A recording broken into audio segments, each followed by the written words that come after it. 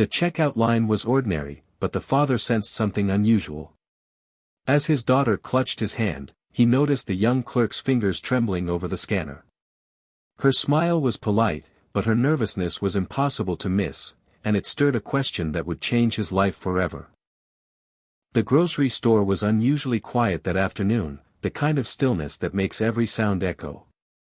A single father stood in line with his young daughter, one hand gently resting on the cart, the other holding her tiny fingers.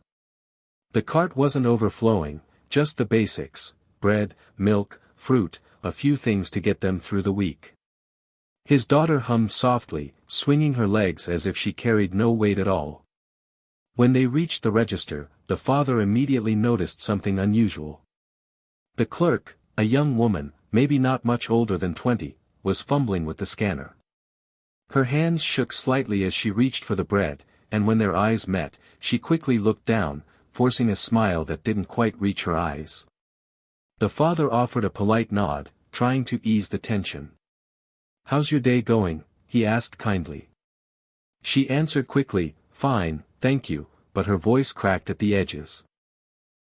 His daughter tugged at his sleeve and whispered, "Daddy, why does she look scared?" The father didn't answer right away, but he noticed it too. Every beep of the scanner seemed to make the clerk flinch, as if she feared making a mistake. She punched in a code for the fruit twice, then hurriedly corrected it, cheeks flushing red. The line behind them wasn't long, yet she moved as though the weight of 1,000 impatient stares were pressing down on her shoulders. The father could feel it, the nervous energy radiating from her, the way her lips pressed tightly together, the way her eyes darted to the manager's booth in the corner. He wanted to say something, to reassure her, but he hesitated. People carried their burdens quietly, and sometimes asking felt intrusive. Still, something about this young woman stirred a deeper concern in him. She wasn't just nervous, she looked like someone standing at the edge of a breaking point. When she handed him the receipt, her hand trembled so much that the paper nearly slipped. The father smiled warmly, hoping to calm her.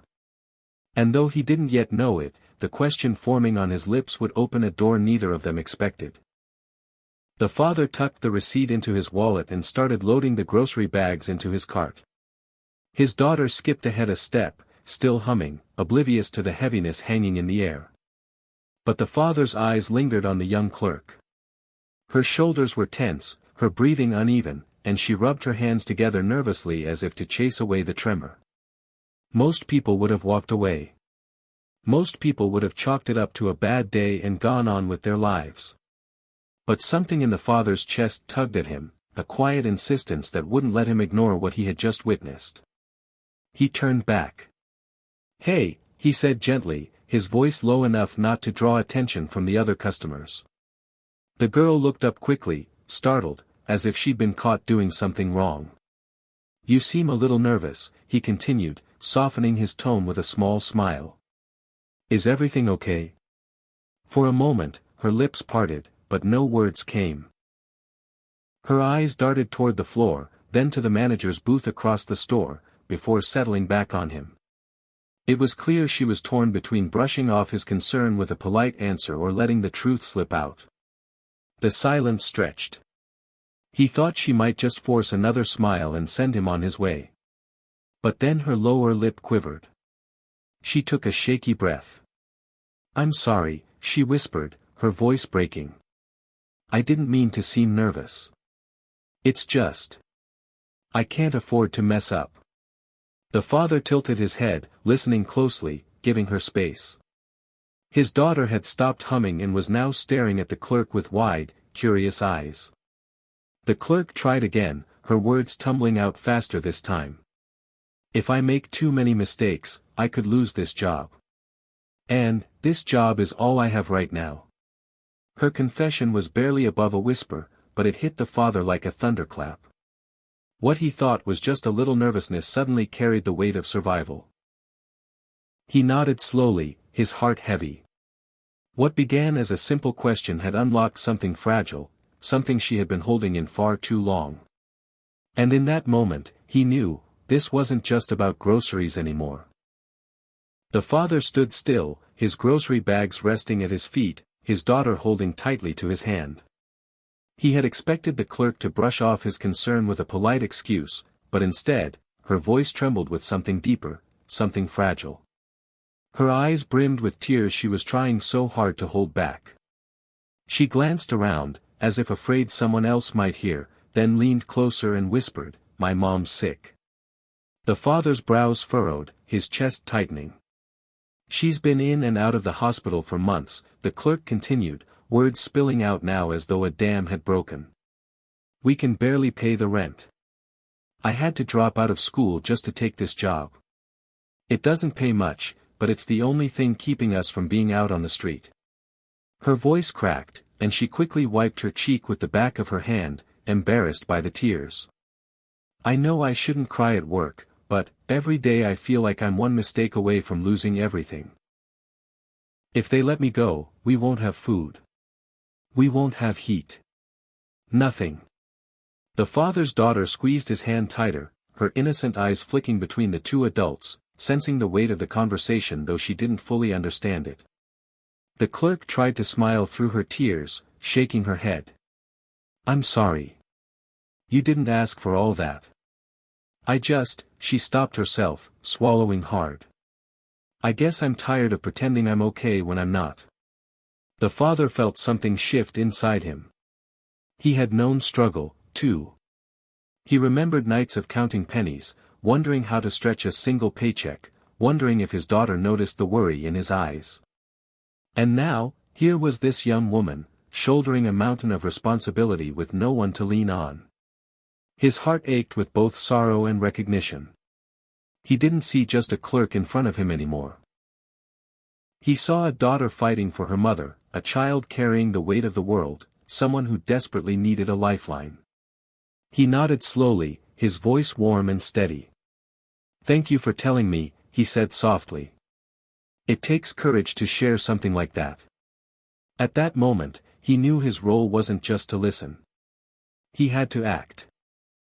The father stood there for a long moment, the young clerk's words echoing in his mind. His daughter tugged at his hand again, this time with a quiet seriousness in her voice. "Daddy," she whispered, "she needs help." Those simple words pierced his heart.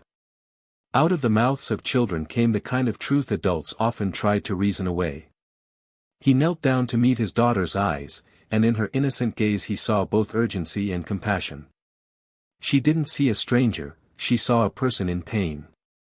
The father rose, determination settling over him. He turned back to the clerk, who was now busying herself with organizing bags, clearly embarrassed for having shared so much. "You're stronger than you think," he told her gently. "But even the strongest people need someone in their corner." She looked up at him, startled, her eyes wide with confusion. He walked over to the manager, who had been observing from a distance, and spoke with quiet confidence. "That young woman at your register. She works hard. She cares about her job. Don't let a few mistakes cloud what she's carrying on her shoulders. People like her are the backbone of places like this." The manager gave a nod, his expression softening. Then the father returned to the clerk. He pulled an envelope from his coat pocket, one he kept for emergencies, with cash he'd been saving. He hesitated for only a second, he could use that money for himself and his daughter, but the decision felt right, almost necessary. Pressing the envelope into her hands, he said, "This isn't charity. It's hope. And sometimes, we all need a little of it to keep going." The young woman's lips parted in shock. She shook her head, protesting, "I can't take this. You don't even know me." But the father smiled softly. "I don't need to know you. I just know what it's like to feel like the world is too heavy to carry alone." He placed a hand over hers, steadying it around the envelope. His daughter leaned close to the clerk and whispered, "It's okay. My daddy likes to help people." In that instant, something shifted in the clerk's expression, her fear gave way to disbelief, then gratitude so deep it silenced her completely.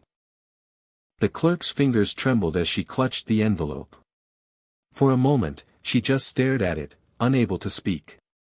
Tears streamed down her cheeks, but this time they weren't from fear, they were from relief. "You don't know what this means," she whispered, her voice breaking. "You just saved us." The father shook his head gently. "No," he said, "you saved yourself by showing up every day and fighting through the fear. This is just a reminder that you don't have to fight alone." Her eyes filled with gratitude, a spark of hope returning where despair had been moments earlier. She looked at his daughter, who was smiling up at her with a child's pure, unguarded kindness. That smile seemed to melt the last of her defenses. For the first time in months, the young woman allowed herself to believe that maybe, just maybe, things could get better. The father gathered his grocery bags, and as he turned to leave, the clerk called out softly, "Thank you, from the bottom of my heart." He gave her a small nod, but it was his daughter who turned and waved brightly, calling back, "Don't worry, everything's going to be okay." As they stepped outside into the cool evening air, the father felt something shift inside him. He had walked into that store thinking only of groceries, but he walked out carrying something far greater, a reminder of the power of compassion. His daughter looked up at him curiously. "Daddy, why did you give her that money?" He paused, kneeling so he could meet her eyes.